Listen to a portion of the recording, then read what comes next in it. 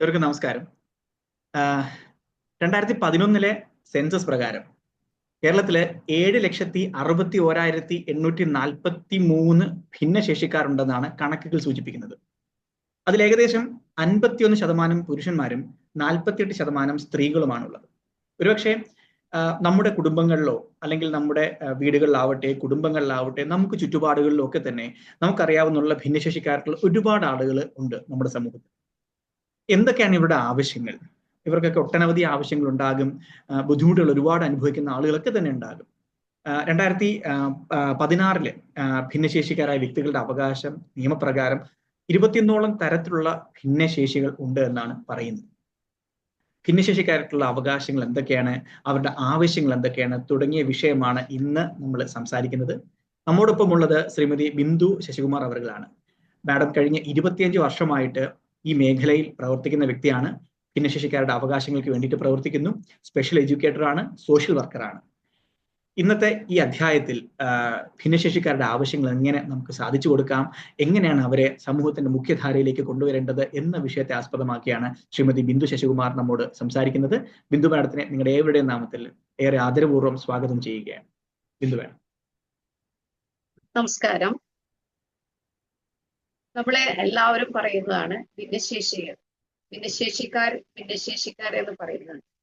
പക്ഷെ വാസ്തവത്തിൽ ഇവരുടെ ആവശ്യങ്ങൾ നമ്മൾ അറിയുന്നുണ്ടോ? നമ്മൾ അവരുടെ ആവശ്യങ്ങൾ അറിഞ്ഞുകൊണ്ടാണോ അവർക്കുള്ള കാര്യങ്ങൾ ചെയ്തു കൊടുക്കുന്നത് എന്ന് നമ്മൾ പലരും ചിന്തിക്കേണ്ടതായിട്ടുള്ള കാര്യമുണ്ട്. ഇപ്പൊ എങ്ങനെയാണ് നമുക്കൊരു ഡിസബിലിറ്റി ഉണ്ട് എന്ന് അറിയുന്നത് തന്നെ ഒരു ഡോക്ടറുടെ കൺസൾട്ട് ചെയ്തിട്ടോ അല്ലെങ്കിൽ ഒരു മെഡിക്കൽ എക്സാമിനേഷൻ കൊണ്ടോ ഡയഗ്നോസ്റ്റിക് ടെസ്റ്റ് കൊണ്ടോ നമുക്ക് അവരുടെ ഭിന്നശേഷിത്വത്തെ അറിയാൻ കഴിയും. പക്ഷെ അവരുടെ ആവശ്യങ്ങൾ എന്താണ് എന്ന് നമ്മൾ പലരും മനസ്സിലാക്കാത്ത ഒരു അവസ്ഥയാണ്. നമുക്ക് എന്തൊക്കെയാണ് അവരുടെ ആവശ്യങ്ങൾ എന്ന് നമുക്ക് നോക്കാം. ആദ്യം നമ്മൾ അവരുടെ ആവശ്യങ്ങൾ അറിയുന്നതിന്റെ ആവശ്യം എന്താണ് എന്നുള്ളത്. ഓരോ ഭിന്നശേഷിക്കാരും യൂണിക്ക് തന്നെയാണ്.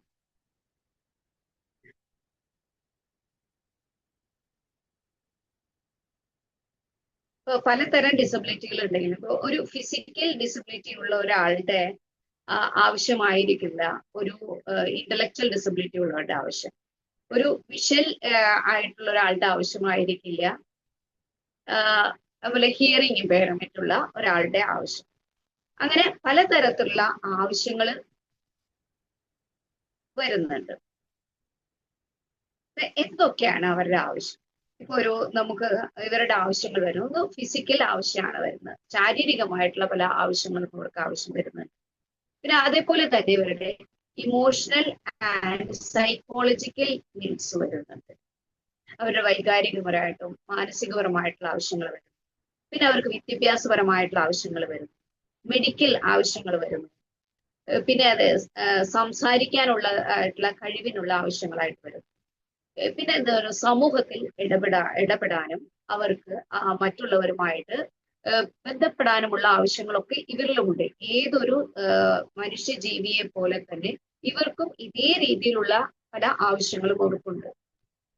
പലതും തെറ്റായ ധാരണകളാണ്. ഇവർക്കൊന്നും ചെയ്യാൻ കഴിയുന്നില്ല, ഇവർക്കൊന്നും ചിന്തിക്കാനോ പ്രവർത്തിക്കാനോ കഴിയുന്നില്ല എന്നുള്ള പല ധാരണകളും സമൂഹത്തിലുണ്ട്. പക്ഷെ ഇവർക്കും ചിന്തിക്കാനും പ്രവർത്തിക്കാനുമുള്ള കഴിവുണ്ട്. അത് അവർക്ക് അവരുടേതായ രീതിയിലാണ് അവരുടെ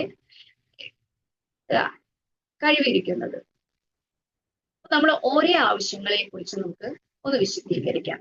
ഇവരുടെ ഒരു ഫിസിക്കൽ നീഡ്സ് എന്ന് പറയുന്നത് എന്തൊക്കെയാണ്? ഇപ്പൊ ശാരീരികമായിട്ടുള്ള ബുദ്ധിമുട്ടുള്ള ഒരാൾക്ക് അവർക്ക് മൊബിലിറ്റി ആൻഡ് ആക്സസിബിലിറ്റി വേണം.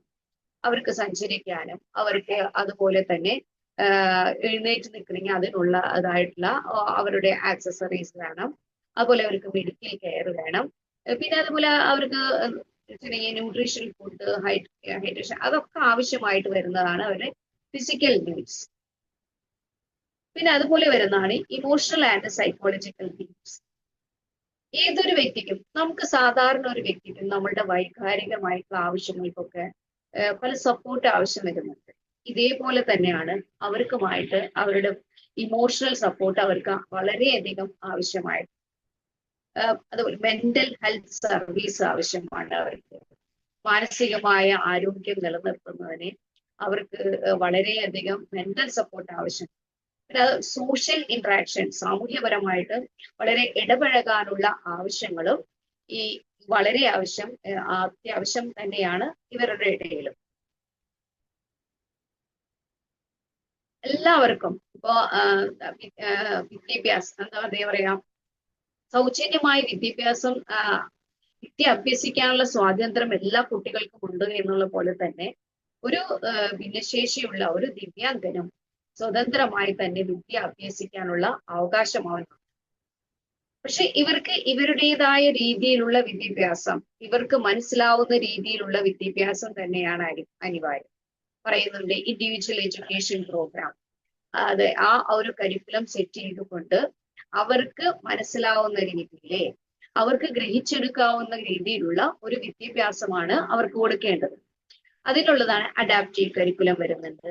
പിന്നെ അതിനാവശ്യമായിട്ടുള്ള അസിസ്റ്റീവ് ടെക്നോളജികൾ അവർക്ക് ആവശ്യമാണ്. പിന്നെ അതുപോലെ തന്നെ ഇൻക്ലൂസീവ് എഡ്യൂക്കേഷൻ, ഇപ്പൊ എല്ലാവരും ഇൻക്ലൂസീവ് എഡ്യൂക്കേഷൻ എന്ന് വിളിച്ചോതുന്ന ഒരു കാലഘട്ടമാണ്. പക്ഷെ ആ ഒരു ഇൻക്ലൂസീവ് എഡ്യൂക്കേഷനിലും ഇവർക്ക് ആവശ്യമായിട്ടുള്ള സാഹചര്യങ്ങളും ഒക്കെ അനുവദിച്ചിട്ടുണ്ടോ എന്നുള്ളതും കൂടി നമ്മൾ നോക്കേണ്ട ആവശ്യമുണ്ട്. ഇപ്പൊ ഒരു ഇൻക്ലൂസീവ് ആയിട്ട് ഒരു കുട്ടി സ്കൂളിലേക്ക് മറ്റുള്ള കുട്ടികളോടൊപ്പം തന്നെ വിദ്യ അഭ്യസിക്കാൻ ചെല്ലുന്നു എങ്കിൽ പോലും അവിടെ അവൻ ആവശ്യമായിട്ടുള്ളത്, ചിലപ്പോൾ സംസാരത്തിന് ബുദ്ധിമുട്ടുള്ള കുട്ടിയാണെങ്കിൽ അവിടെ സ്പീച്ച് തെറാപ്പി വേണ്ടി വരും. സ്വഭാവങ്ങളിൽ വളരെ വൈരുദ്ധ്യങ്ങൾ കാണിക്കുന്ന വ്യക്തിയാണെങ്കിൽ അവരുടെ ബിഹേവിയർ മോഡിഫിക്കേഷൻസ് വേണ്ടി വരും. അങ്ങനെ അതേപോലെ തന്നെ പലതരത്തിലുള്ള തെറാപ്പിസ്റ്റുകളും ആവശ്യമായി വരുന്നുണ്ട് ഒരു ഇൻക്ലൂസീവ് എഡ്യൂക്കേഷനിൽ. അവിടെ അതൊക്കെ അനിവാര്യമാണോ എന്ന് നമ്മൾ ചർച്ച ചെയ്യേണ്ട ഒരു വിഷയം കൂടി തന്നെയാണ്. പിന്നെ അടുത്തതായിട്ട് വരുന്നത് അവർക്ക് ഒരു കമ്മ്യൂണിക്കേഷൻ നീഡ്സ് ആണ്. അവർക്ക് ഓൾട്ടർനേറ്റീവ് ആയിട്ട് കമ്മ്യൂണിക്കേറ്റ് ചെയ്യാനുള്ള, സംസാരിക്കാനുള്ള അവസരം ഒരുക്കി കൊടുക്കുക എന്നുള്ളത് വേണ്ടി വരുന്നുണ്ട്. അത് നമ്മൾ പലതരത്തിലുള്ള തെറാപ്പികൾ ആവശ്യം വരുന്നുണ്ട്. ചിലപ്പോൾ സംസാരിക്കാൻ ബുദ്ധിമുട്ടുണ്ടെങ്കിൽ അവർക്ക് കമ്മ്യൂണിക്കേഷൻ തെറാപ്പി വേണ്ടി വരും, ഗ്രൂപ്പ് തെറാപ്പി വേണ്ടി വരും, അതുപോലെ സ്പീച്ച് തെറാപ്പി വേണ്ടി. അതിനുവേണ്ടി ഗ്രൂപ്പ് തെറാപ്പി എന്ന് പറയുന്നത് ഒരുപാട് കുട്ടികളുമായിട്ട് പരസ്പരം അങ്ങോട്ടും ഇങ്ങോട്ടും സംസാരിക്കുമ്പോഴാണ്. നമ്മുടെ കമ്മ്യൂണിക്കേറ്റീവ് സ്കില്ല് വളരെയധികം ഡെവലപ്പ് ചെയ്യുന്നത് സംസാരിച്ചു കൊണ്ട് തന്നെയാണ്. അതേ രീതിയിൽ തന്നെയാണ് ഈ കുട്ടികളുടെ കമ്മ്യൂണിക്കേറ്റീവ് സ്കിൽ ഡെവലപ്പ് ചെയ്യണമെങ്കിലും അവർക്കും കഴിയുക. അപ്പൊ അവർക്ക് സമൂഹത്തിൽ മറ്റുള്ളവരുമായി ഇടപഴകി സംസാരിക്കാനുള്ള ഒരു ആവശ്യം കൂടി അവർക്കുണ്ട്. ആവശ്യം പലരും മനസ്സിലാക്കുന്നില്ലല്ലോ. നമ്മുടെ പല കുട്ടികളെയും ഒരു ഭിന്നശേഷിയുള്ള കുട്ടികളാണ്. ഇപ്പോഴത്തെ കാലഘട്ടത്തിൽ RPWD ഒക്കെ നിലവിൽ വന്നതിനൊക്കെ ശേഷം ഒരുപാട് മാറ്റങ്ങൾ സംഭവിച്ചിട്ടുണ്ടെങ്കിലും പല പേരൻസ് പോലും കുട്ടികളെ പുറത്തിറക്കാതിരിക്കുന്നുണ്ട്. കുട്ടികളിലെ പെരുമാറ്റ വൈകല്യങ്ങൾ ഉണ്ടെങ്കിൽ അവർ അങ്ങനെ സംസാരിക്കുന്നു, ഇവർ ഇങ്ങനെ സംസാരിക്കുന്നു എന്നൊക്കെ പറഞ്ഞ് അവർക്ക് പുറത്തിറക്കാതിരിക്കുമ്പോൾ അവരെ ആ കമ്മ്യൂണിക്കേഷൻ സ്കില്ല് ഡെവലപ്പ് ചെയ്യാതെ വരികയും അവർക്ക് മറ്റുള്ളവരുമായിട്ട് സംസാരിക്കുന്നത് എങ്ങനെ എന്ന് അറിയാൻ കഴിയാതെ വരും. അവർക്ക് ആ ആവശ്യം കൂടി ഉണ്ട്. അവർക്ക് കമ്മ്യൂണിക്കേറ്റ് ചെയ്ത് പഠിക്കാനുള്ള, അവർക്ക് സംസാരിച്ച് പഠിക്കാനുള്ള ആവശ്യം കൂടി അവർക്കുണ്ട്. അതുപോലെ തന്നെയാണ് സോഷ്യൽ ആൻഡ് റിക്രിയേഷൻ. അവർക്കുമില്ലേ, എല്ലാവർക്കുമില്ലേ സന്തോഷിക്കണമെന്ന ആഗ്രഹം? ഇവർക്കുമില്ലേ ആഗ്രഹങ്ങളില്ലേ? അവരുടെ ആ ആഗ്രഹങ്ങളെയൊക്കെ ആരെങ്കിലും മൈൻഡ് ചെയ്യണം. അവർക്കും വേണം ലിഷർ ടൈം ആക്ടിവിറ്റീസുകൾ വേണം. അതേപോലെ സോഷ്യൽ സ്കിൽ ട്രെയിനിങ്ങുകൾ വേണം. സമൂഹപരമായി ഇടപഴകാനുള്ള ട്രെയിനിങ് വേണം. കമ്മ്യൂണിറ്റിയുമായിട്ട് ഇടപഴകാനുള്ള അവസരങ്ങൾ അവർക്ക് വേണം. അതൊക്കെ അവർക്ക് ആവശ്യം തന്നെയാണ്. അപ്പോൾ ഏതൊരു വ്യക്തിയോടും ആവശ്യങ്ങൾ ഉള്ളതുപോലെ തന്നെ ഭിന്നശേഷിയുള്ള ഒരു വ്യക്തിക്കും അവരുടേതായ ആവശ്യങ്ങൾ അവർക്കുണ്ട്. ആ ആവശ്യങ്ങളെ മനസ്സിലാക്കിക്കൊണ്ട് വേണം നമ്മൾ അവർക്ക് വേണ്ട കാര്യങ്ങൾ ചെയ്തു കൊടുക്കാൻ. ഇപ്പോ ഒരു ഫിസിക്കൽ നീഡുള്ള ഒരു വ്യക്തിക്ക് നമുക്കൊരു കണ്ണാടയുടെ ആവശ്യമാണ്. എന്റെ കയ്യിൽ ഒരു കണ്ണാടയുണ്ട്, ഇത് അവന് കൊടുക്കട്ടെ എന്ന് വെച്ചാൽ അത് ശരിയാവുള്ളൂ. അവർക്ക് ആ ഫിസിക്കൽ നീഡിന് ആവശ്യമായിട്ടുള്ള ആക്സസിബിലിറ്റിയാണ് അവർക്ക് ആവശ്യം വേണ്ടി വരുന്നത്. വിഷ്വലി വരുന്നവർക്ക് വേണ്ടി വിഷ്വലായിട്ടുള്ള സാഹചര്യങ്ങളാണ് അവർക്ക് ഒരുക്കി കൊടുക്കേണ്ടത്. ഇപ്പൊ നമ്മളുടെ തെരുവോരങ്ങളിൽ തന്നെ ഇപ്പോ കാഴ്ചശക്തി കുറവുള്ളവർക്ക് നടക്കാനുള്ള ഏരിയകൾ ടൈല് പതിച്ചു കൊടുത്തിട്ടുണ്ട് ഇല്ലേ? അതിൽ അത് എത്ര പേർക്ക് അറിയാം? സമൂഹത്തിൽ അത് എത്ര പേർക്ക് അറിയാം? ഇത് ഇങ്ങനെയുള്ളവർക്ക്, കാഴ്ച പരിമിതി ഉള്ളവർക്ക് നടന്നു പോകാനുള്ള, അവരുടെ ആ സ്റ്റിക്ക് ഉപയോഗിച്ച് നടന്നു പോകാനുള്ള വഴിയാണ് എന്ന്. അവിടെ ചിലപ്പോൾ വേറെ എന്തെങ്കിലും കൊണ്ടുവന്ന് വെച്ചിട്ടുണ്ടായിരിക്കും. അവർക്ക് നടന്നു പോകുന്ന ഏരിയ അവിടെ എന്താ പറയാ, അവസാനം നടന്നു പോകുന്ന ഏരിയയിലേക്ക് അവർക്ക് എത്തിപ്പെടാൻ പറ്റാതെ അത് ബ്ലോക്ക് ചെയ്യുന്ന അവസ്ഥകളാണ് ഇപ്പൊ സമൂഹത്തിൽ പലയിടത്തും കാണപ്പെടുന്നത്. അപ്പൊ അവനുമുണ്ട് അവകാശം, റോഡിന്റെ സൈഡിൽ കൂടി, ഫുട്പാത്തിൽ കൂടി നടന്നു പോകാൻ അവനുമുണ്ട് അവകാശം. ആ അവകാശത്തെ വെല്ലുവിളിക്കുന്ന രീതിയിലാണ് പലതരത്തിലുള്ള സ്ട്രക്ചറുകൾ ഉണ്ടാക്കിക്കൊണ്ടിരിക്കുന്നത്. അപ്പൊ അതൊക്കെയാണ് നമ്മൾ മനസ്സിലാക്കേണ്ടത്. ഓരോരുത്തരുടെയും ആവശ്യങ്ങൾ മനസ്സിലാക്കിക്കൊണ്ട് തന്നെ അവന്റെ കാര്യങ്ങൾ ചെയ്തു കൊടുക്കുമ്പോഴാണ് എല്ലാം ഭിന്നശേഷി സൗഹൃദമായി സമൂഹം വരുന്നത്. അതേപോലെ പാർക്കുകളിലൊക്കെ കളിക്കാനുള്ള അവസരങ്ങൾ ഒരുക്കി കൊടുക്കുക എന്നുള്ളത്. അപ്പൊ ഈ ഇന്റലക്ച്വൽ ഡിസബിലിറ്റി ഉള്ള കുട്ടികൾക്ക് ഒരുപാട് സോഷ്യൽ ഇന്ററാക്ഷൻ ആവശ്യമായി വരുന്നു. അല്ലെങ്കിൽ അവൻ ഇരുന്നു കൊണ്ട് തന്നെ അവരുടെ ബിഹേവിയർ പ്രോബ്ലങ്ങൾ വളരെയധികം കൂടി വരുന്ന ഒരു അവസ്ഥയാണ് വരുന്നത്. പിന്നെ ഇവരെ സംബന്ധിച്ച് പലർക്കും പറയും ഇവർക്ക് ജോലി ചെയ്യാനൊന്നും കഴിയില്ല. പക്ഷെ ഇപ്പോ എന്ന് പറയുന്നത് അവരെയും ഒരു ഏഡിംഗ് മെമ്പർ ആക്കുക എന്നുള്ള അവസ്ഥയിലേക്കാണ് കൊണ്ടുവരുന്നത്. ഒരുവനും ഒരു കഴിവില്ലാതെയും ജനിക്കുന്നില്ല എന്നുള്ളതാണ് പറയുന്നത്. എല്ലാവരും ബുദ്ധിപരമായിട്ടും വളരെ ബുദ്ധിയുള്ള ഒരാളായിട്ടല്ല ജനിക്കുന്നത്. അവര് ഇടപഴകുന്ന സാഹചര്യങ്ങളും അവർക്ക് കിട്ടുന്ന അക്കാഡമിക്കൽ ഫെസിലിറ്റികളും അനുസരിച്ചാണ് അവരുടെ ബുദ്ധി വളർത്തിയെടുക്കാൻ കഴിയുന്നത്. അതുപോലെ തന്നെയാണ് ഒരു ഭിന്നശേഷിയുള്ള വ്യക്തിയും അവർ ഇടപഴകുന്ന കാര്യങ്ങളും അവർക്ക് കിട്ടുന്ന തെറാപ്പികളും അവർക്ക് കിട്ടുന്ന അക്കാഡമിക് ആയിട്ടുള്ള സപ്പോർട്ടുകളും ഒക്കെ കൊണ്ട് തന്നെയാണ് അവരുടെ ബുദ്ധിയും വർദ്ധിച്ചു വരുന്നത്. അവർക്കും അവരുടെ രീതിയിലുള്ള ജോലികൾ ചെയ്യാനുള്ള സാധ്യതകൾ ഇപ്പോൾ നമുക്ക് ഒരുക്കാൻ കഴിയുന്നുണ്ട്. പക്ഷേ പലപ്പോഴും നമ്മൾ മനസ്സിലാക്കുന്നു ഇവർക്കോട്ട് ഒന്നും ചെയ്യാൻ കഴിയില്ല. ഒരു തെറ്റായ കുറെ ധാരണകൾ നമ്മൾ ധരിച്ചു വെച്ചിട്ടുണ്ട്. ഇവർക്കൊന്നും ചെയ്യാൻ കഴിയില്ല, ഇവർക്ക് എപ്പോഴും അസുഖം വന്നുകൊണ്ടിരിക്കുന്നവരാണ്, അത് എല്ലാ കുട്ടികളും യൂണിക്കാണ്. ഇങ്ങനെയുള്ള ഓരോ ഭിന്നശേഷിയുള്ള കുട്ടികളും, നമ്മൾ സാധാരണ വ്യക്തികൾ എല്ലാവരും യൂണിക്ക് എന്നുള്ള പറയുന്ന പോലെ തന്നെ ഇവരും യൂണിക്കാണ്. അപ്പോ ചില കുട്ടികൾക്ക് അസുഖം ഇടയ്ക്കിടയ്ക്ക് ഇങ്ങനെ ഇമ്മ്യൂണിറ്റി പവറിന്റെ ഒക്കെ പ്രോബ്ലം ഉണ്ടായ അസുഖങ്ങൾ വരാമെങ്കിലും എല്ലാ കുട്ടികൾക്കും അങ്ങനെ ആയിക്കണം എന്നുമില്ല. അപ്പോ അവർക്ക് അനുയോജ്യമായ ഒരു ജോലിയിലേക്ക് എത്തിക്കുക എന്നുള്ളതും നമ്മളുടെ സമൂഹത്തിന്റെ ഒരു കടമയാണ്. അപ്പൊ അതിനൊക്കെ എന്തൊക്കെ വേണം? അവർക്കൊരു വൊക്കേഷണൽ ട്രെയിനിങ് ആവശ്യമായി വരാറുണ്ട്. ഇപ്പോൾ പഠനത്തിനോടൊപ്പം തന്നെ അവർക്കൊരു വൊക്കേഷണൽ ട്രെയിനിങ് അവരുടെ വർക്ക് ബിഹേവിയർ മോഡിലേക്ക് എത്തിക്കുക. ഒരു ജോലിക്ക് പോകുമ്പോൾ എങ്ങനെയായിരിക്കണം എന്നുള്ള ഒരു ബിഹേവിയർ മോഡിലേക്ക് അവരെ എത്തിക്കേണ്ടതും ഒരു സ്കൂൾ തലത്തിലുള്ള വിദ്യാഭ്യാസങ്ങളുടെ ഉത്തരവാദിത്തമാണ്.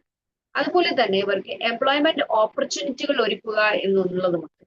ഇപ്പോ ഒരു വലിയൊരു സൂപ്പർ മാർക്കറ്റിൽ വയ്ക്കുകയാണെങ്കിൽ ഇവർക്ക് ഓപ്പർച്യൂണിറ്റികൾ ഒരുപാട് ഒരുക്കാൻ പറ്റും. നമുക്ക് സമൂഹത്തിൽ നിന്നുള്ള പല ഭിന്നശേഷിക്കാർക്കും അവിടെ ഓപ്പർച്യൂണിറ്റി കൊടുക്കാം. പാക്കിംഗ് സെക്ഷൻ, സോർട്ടിംഗ് സെക്ഷൻ, അതുപോലെ തന്നെ ക്ലീനിങ് സെക്ഷൻ ഒക്കെ ഇവർക്ക് അവർക്ക് പറ്റുന്ന തരത്തിലുള്ള ജോലിയുടെ അവസരങ്ങൾ ഒരുക്കി കൊടുക്കുക എന്നുള്ളതും ഒരു സമൂഹത്തിന്റെ ആവശ്യം തന്നെയാണ്. പിന്നെ ലാസ്റ്റ് വരുന്നതാണ് ഇവർക്ക് ഒരു റിഹാബിലിറ്റേഷൻ.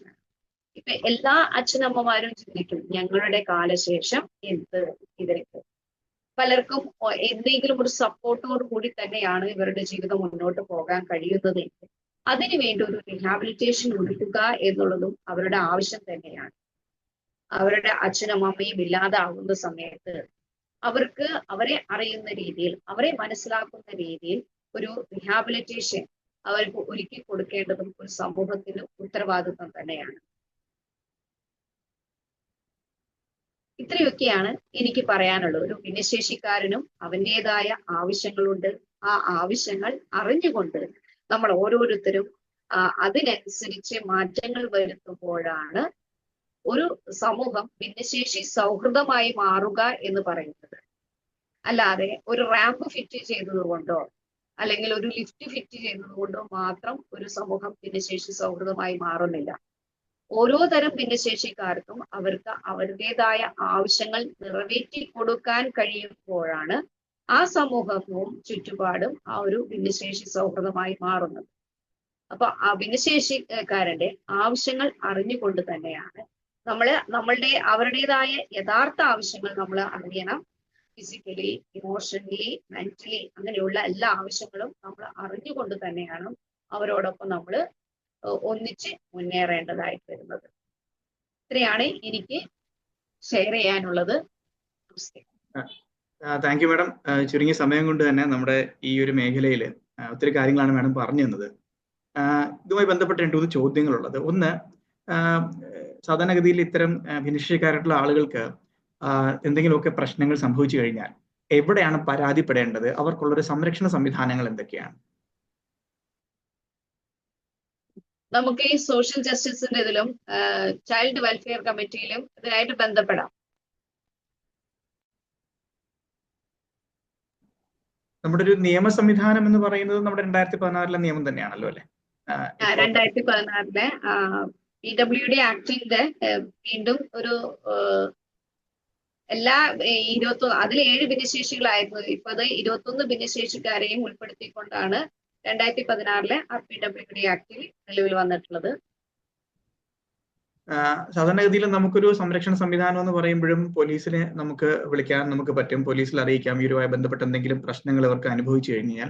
ഒപ്പം തന്നെ നമ്മുടെ ഒരു ഭിന്നശേഷി കമ്മീഷണറേറ്റും കേരളത്തിൽ പ്രവർത്തിക്കുന്നുണ്ടല്ലോ അല്ലെ, ഭിന്നശേഷിക്കാരുടെ പ്രശ്നങ്ങൾ മനസ്സിലാക്കുന്നതിന് വേണ്ടിയിട്ട്. അപ്പൊ അതിനെക്കുറിച്ച് കൂടെ ഒന്ന് പറയാമോ മാഡം?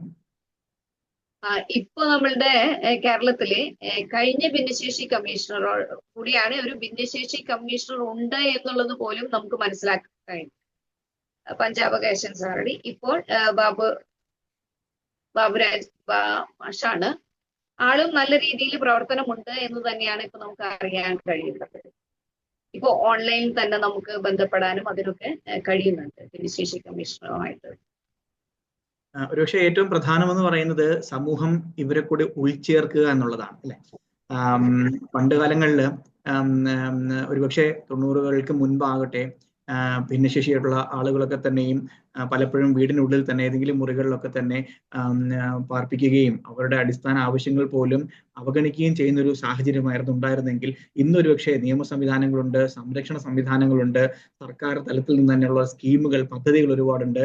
ഒപ്പം തദ്ദേശ സ്വയംഭരണ സ്ഥാപനങ്ങളുടെ ഭാഗത്തു നിന്നും ഭിന്നശേഷിക്കാർക്ക് വേണ്ടിയിട്ട് ഒട്ടനവധി പദ്ധതികളാണ് ഇന്നുള്ളത്. അപ്പോൾ സമൂഹത്തിന്റെ കാഴ്ചപ്പാട് തന്നെ ഇത്തരം ആളുകളിലോട് ഒരു മാറ്റം ഉണ്ടായിരിക്കുക, അത് വളരെ വലിയൊരു പോസിറ്റീവായിട്ടൊരു കാര്യമാണ് അല്ലെ. ഒരുപക്ഷെ കേരളത്തിൽ എന്ന് മാത്രമല്ല ഇന്ത്യയിലാവട്ടെ ആഗോളതലത്തിലാവട്ടെ ഭിന്നശേഷിക്കാരോടുള്ള ഒരു സമീപനം തന്നെ മാറിയിരിക്കുകയാണ്. ഈ സമീപനം വീണ്ടും അതിന്റെ അടുത്ത തലത്തിലേക്ക് കൊണ്ടുപോകേണ്ടതാണ്. ശ്രീമതി ബിന്ദു മാഡം പറഞ്ഞതുപോലെ ഒരു പ്രധാനപ്പെട്ട കാര്യം റാമ്പ് വെക്കുന്നത് മാത്രമല്ല, അത് എനിക്ക് ഒന്നുകൂടി എടുത്തു പറയാൻ ആഗ്രഹിക്കുകയാണ്. റാമ്പ് വെക്കുന്നത് മാത്രമല്ല ഭിന്നശേഷി സൗഹൃദം എന്ന് പറയുന്നത്. അപ്പോൾ എന്തൊക്കെയാണ് ഇവരുടെ ആവശ്യങ്ങളെന്ന് മനസ്സിലാക്കിക്കൊണ്ട് അവരെ കൂടെ ചേർത്തുകൊണ്ട് വേണം നമ്മുടെ സമൂഹം നമുക്ക് മുന്നോട്ട് പോകാൻ സാധിക്കുന്നത് എന്നുള്ളതാണ് ഈ ഒരു അവസരത്തിൽ നമുക്കൊരു എൻഡ് നോട്ടായിട്ട് പറയാൻ സാധിക്കുന്നത്. ബിന്ദു മാഡത്തിന് കൂടുതൽ എന്തെങ്കിലും ഒന്ന് ആഡ് ഓൺ ചെയ്യേണ്ടതുണ്ടോ ഈ വിഷയത്തില്? ഇതിനെക്കുറിച്ച് നിയമങ്ങളെല്ലാം നിലവിൽ വന്നുവെങ്കിലും സമൂഹത്തിൽ ഇനിയും ഒരുപാട് അവയർനെസ് കൊടുക്കേണ്ടത് ആവശ്യമായി വരുന്നു. ഇപ്പോഴും ഇവരെ ഇൻസൾട്ട് ചെയ്യുന്നതും അങ്ങനെയായിട്ടുള്ള പ്രവർത്തികളൊക്കെ പലയിടത്തും നടക്കുന്നുണ്ട്. ശരിക്കും അതിന്റെ നിയമവശങ്ങൾ അറിയാത്തത് കൊണ്ടാണ് അതൊക്കെ നടന്നുകൊണ്ടിരിക്കുന്നത്. ഇപ്പോ പറയുന്നത് പബ്ലിക് സെക്ടറിൽ മാത്രമല്ല പ്രൈവറ്റ് സെക്ടറിലും ഒരുപാട് ഓപ്പർച്യൂണിറ്റീസുകൾ ഇവർക്കുണ്ട്. അതിനെക്കുറിച്ചൊക്കെ നല്ല രീതിയിൽ തന്നെ അവയർനെസ് ആവശ്യമായി വരുന്നുണ്ട്. ഇവർക്ക് ഫണ്ടിനെ മാത്രമാണ് എല്ലാ പാരന്റ്സിനും അവയർനെസ് എന്തൊക്കെ കിട്ടും എന്നുള്ളത് മാത്രമാണ് ഗവൺമെന്റ് ഫണ്ടുകളെ കുറിച്ച്. പക്ഷെ ഇവരെ ഇങ്ങനെ പ്രാപ്തരാക്കുന്നു എന്നുള്ളതിനെ കുറിച്ചുള്ള ബോധവൽക്കരണ ക്ലാസ്സുകൾക്ക് വളരെയധികം ആവശ്യമായി തന്നെയാണ് ഇനി വരുന്നത്. ഇവര് നിസ്സഹരായിട്ട് നിൽക്കുന്ന പാരന്റ്സിന് ഒരു എംപവർമെന്റ് കൊടുക്കുക എന്നുള്ള രീതിയിലേക്കും കൂടിയിട്ട് ഇതിന്റെ പ്രവർത്തനങ്ങളൊക്കെ വളരെയധികം വ്യാപിക്കേണ്ടതുണ്ട്. അതാണ് എന്റെ അഭിപ്രായം. അതെ, ഒരു അനുഭവം കൂടെ പറഞ്ഞുകൊണ്ട് ഞാനിതൊന്ന് ഈ അവതരണം ഒന്ന് സമാപിക്കുകയാണ്. അതായത് എൻ്റെ കുടുംബത്തിലും ഭിന്നശേഷിക്കാരനായിട്ടുള്ള ഒരു ബന്ധു എനിക്കുണ്ട്. ഒരു ചേട്ടനാണ്, എൻ്റെ ഒരു ചേട്ടനായിട്ട് വരും. പക്ഷേ എന്നെ കാലമൊക്കെ വളരെ മൂത്തതാണ്. ഒരുപക്ഷെ ഞങ്ങൾ ജനിച്ചപ്പോൾ പോലും ഞങ്ങൾ ഉൾപ്പെടെയുള്ള തലമുറ, എനിക്ക് ശേഷം വന്നവരും അദ്ദേഹത്തിന് കാല ഇളയതായിട്ടുള്ള ആളുകൾ പോലും അദ്ദേഹത്തെ പേര് പറഞ്ഞാണ് അഭിസംബോധന ചെയ്തിട്ടുള്ളത് എന്നുള്ളതാണ്. ഒരുപക്ഷെ ഞങ്ങളുടെ രക്ഷകർത്താക്കളോ ആ സമൂഹത്തിൽ അല്ലെങ്കിൽ കുടുംബത്തിലെ മുതിർന്ന ആളുകൾ പോലും ഈ ഭിന്നശേഷിക്കാരനായിട്ടുള്ള ഈ സഹോദരനെ ചേട്ടാ എന്ന് ചേർത്ത് വിളിക്കാനായിട്ട് പറഞ്ഞിട്ടില്ല എന്നുള്ളതാണ്. അന്നത്തെ സമൂഹത്തിന്റെ അല്ലെങ്കിൽ അന്നത്തെ തലമുറയുടെ ഒരു കാഴ്ചപ്പാട് അങ്ങനെ ആയിരുന്നു എന്നുള്ളതാണ്. അവർ അർഹിക്കുന്ന ബഹുമാനം നമ്മൾ അവർക്ക് നൽകണം, അവർ അർഹിക്കുന്ന അവകാശങ്ങൾ നമ്മൾ അവർക്ക് നേടിയെടുക്കുവാൻ സഹായിക്കണം എന്നുള്ളതാണ് ഈ ഒരു അവസരത്തിൽ എനിക്ക് ഇതിന്റെ ഒരു ചർച്ചയുടെ ഒരു എൻഡ് നോട്ടായിട്ട് എനിക്ക് പറയുവാനുള്ളത്. അപ്പോൾ ഇത്രയും നേരം നമ്മോട് സംസാരിച്ചത് പ്രിയപ്പെട്ട ബഹുമാനപ്പെട്ട ശ്രീമതി ബിന്ദു ശശികുമാർ അവர்களാണ്. മാഡം ഈ മേഖലയിൽ കഴിഞ്ഞ 25 വർഷമായിട്ട് പ്രവർത്തിച്ചുകൊണ്ടിരിക്കുകയാണ്. സ്പെഷ്യൽ എഡ്യൂക്കേറ്റർ ആണ്, സോഷ്യൽ വർക്കറാണ്. മാഡത്തിന്റെ പ്രവർത്തനത്തെ അഭിനന്ദിക്കുകയാണ്. ഒപ്പം തുടർന്നുള്ള പ്രവർത്തനങ്ങൾക്കും എല്ലാവിധ ആശംസകളും അർപ്പിച്ചുകൊണ്ട് ഇന്നത്തെ ഈ ഒരു അധ്യായം ഭിന്നശേഷിക്കാരെ എങ്ങനെ ഉൾച്ചേർക്കാം എന്നുള്ള വിഷയത്തെ കുറിച്ച് സംസാരിച്ച മാഡത്തിന് ഒരിക്കൽ കൂടി നന്ദി അർപ്പിച്ചുകൊണ്ട് നിർത്തുകയാണ്. ഏവർക്കും നന്ദി, നമസ്കാരം.